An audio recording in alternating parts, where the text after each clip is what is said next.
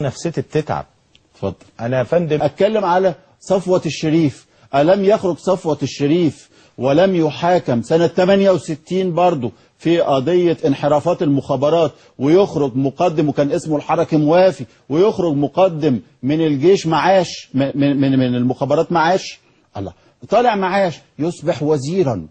انت بتتكلم عليه طالع معاش ليه؟ لأنه كان يقوم بعمليات مخابراتية قذرة ومعروفة، ومش عايزين نتكلم في كانت ايه بالظبط، لأنها كانت يعني قذرة، مش هقول أكتر من كده. هذا الشخص هو نفسه يصبح وزيرا للإعلام.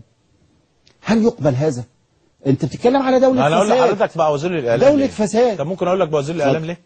علشان دوره في المخابرات إنه كان بيصور، فقال لك الراجل ده حريف تصوير، كان حريف يبقى يشتغل تصوير في الإعلام. وبعدين كان بيصور فنانات، وبعدين برضه هم الراجل عنده خبرة. ايوه بالظبط. وبعدين هم عاملين لي فيديو مظبطينه على النت ان انا ببوس ايده، لا ببوس جزمته.